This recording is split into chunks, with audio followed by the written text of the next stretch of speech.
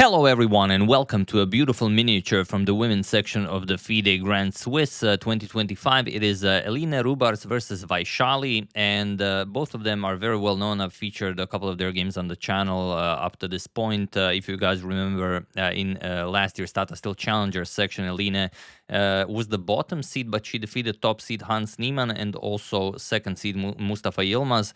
So she can beat pretty much anyone. And Vaishali, she already qualified for the candidates tournament, or rather, she played in the previous candidates tournament, and also defeated some incredibly strong players. Like in this year's Tata Steel, she played in Challenger. She defeated Nodirbek Yakuboev in a really tough game. It was incredibly precise, and yeah, they are amazing players. And maybe not a lot of you know this. Vaishali is actually Pragnananda's sister, and this is also very interesting. They are the only brother-sister grandmaster siblings ever. So there never was a case of a brother and sister not sharing, but having a grandmaster title.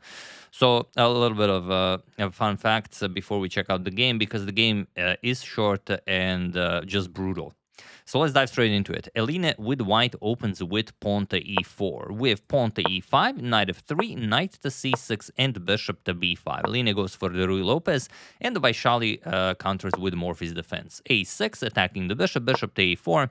And now there are many ways you could handle this position, like knight f6, d6, pawn to b5. That's not a pawn to b5. Those are all top moves in the position, and the top three most often played. But here we have bishop to c5. This is the so-called deferred classical defense, and it's often employed by, it's not as often, but by very strong grandmasters. Like Hikaru played it against Magnus, Hikaru played it against Alireza.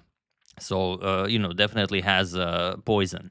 We have pawn to c3, knight g to e7, and pawn to d4. We have e captures on d4, and now already an interesting surprise. Not c captures on d4, which is what everyone plays here, but knight captures on d4. And this was only played once in Grandmaster games, and it was played by none other than Hans Niemann. And okay, he played against Nikita Petrov. We have castles kingside, continues same as in that game. And now Hans played bishop to e3. But here we have bishop to g5 by Eline, and it is now as of move 8 that we have a completely new game. So okay, pawn to h6, you have to check first if, if you go back, then pawn to g5, is this a problem? Your king is still in the center of the board, but if queen h5, it seems like white is perfectly fine, so nothing to worry about there. But after bishop to h4, Vaishali goes knight to e5, and now you have some problems. Or maybe you don't, but you have to be incredibly precise. For the moment, the knight and bishop have no targets, so the question is, can you just castle here? You can, and you definitely should. It's probably the last moment in the game where you are able to castle. And then if something like knight g6, you attack the bishop, bishop g3, d5, okay, it's no problem. The king has castle, you're going to trade on d5. Black is already at least equalized, but, it's the best you have. But here, pawn to f4 was played, and now Eline is some trouble. Because here we have knight 5 to g6, challenging the bishop, bishop to g3, and now pawn to f5. The white king is still in the center of the board, and although you would love to castle, now castling would mean just allowing a passed e-pawn to be created. So, you just can't allow that. So after this f5 move, we have knight captures on f5. Okay, now you're up a pawn. If it works, should be great. But Vaishali does something that shows how hopeless white's position is. So what would you play here? That's probably the most important question. If you find this move, then chances are you will find all the rest. So what would you play here? The tricky move is pawn to d5. Again, saying that you really have nothing. And bishop to b3, well, it does seem like it really puts a question mark on that d5 move, is also not working. Whatever white plays here is pretty bad. The engine gives something like knight to d4, just giving up the e4 pawn. But also not great. In the game, bishop to b3 was played, pinning the d5 pawn, but now knight captures on f5, e captures, bishop captures on f5, and what do you play here?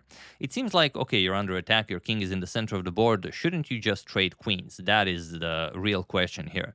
The problem with the queen trade is, if you do that, let's say captures, bishop captures with check, king to h8, you still have to develop. You can't castle. So what are you playing? You play knight d2. Okay, you develop. All of a sudden, rook d8. And after the bishop moves, wherever you can even capture on b7, rook f d8 with check. And now either you give up the knight or you defend the knight and then bishop e3. And the only way to defend the knight is bishop to e1. And that will be met with knight captures on f4, and the white is without any move. For example, rook to f1, you can even go for rook captures on d2 with check, and after the bishop captures, you can just attack the bishop on d2, and okay, white is just dead lost here.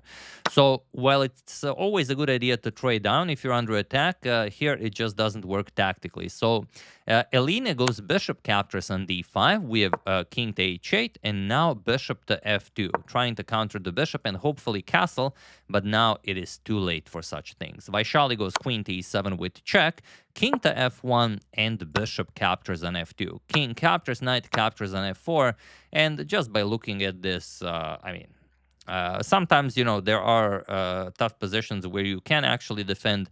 This is not one of them. Bishop to f3, closing up the f-file. Now rook 8 to d8, and Vaishali completes her development with Eline having everything to develop, and there's just not enough time. The point is, if you play something like queen b3, you get checkmated. Knight e3 check, king g3, queen g5 check, and that's it. Bishop has to block, and now this will be checkmate. So after rook 8 to d8, knight to d2 was played before moving the queen, but now queen to c5 with check, king to g3, and it's actually a forced mate in 6. So, okay, there are many moves that win, but try to find the forced mate in 6, to improve your day.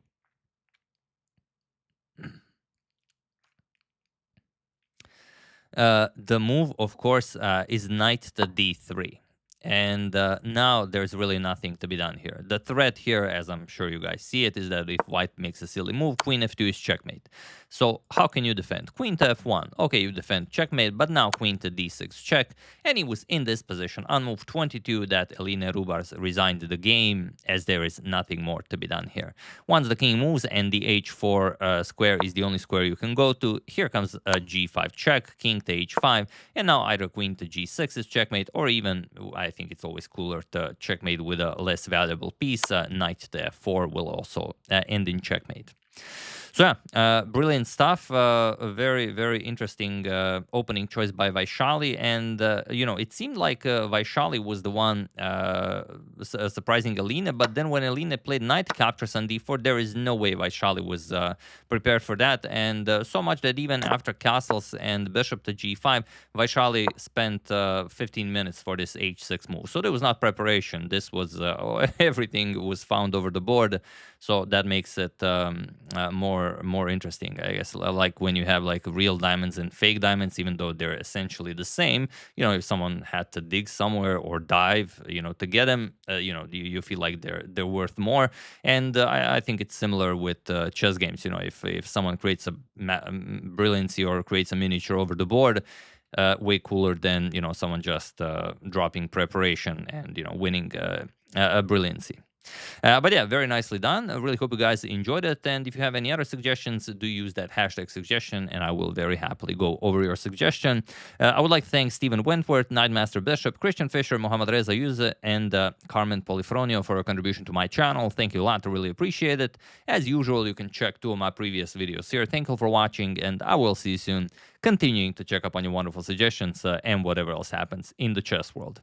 Thank you all. I will see you soon, and have an excellent rest of your day. And if you want to find cool ideas like this, first link in the description below, download Lotus Chess and, learn how to fight for real. See you soon.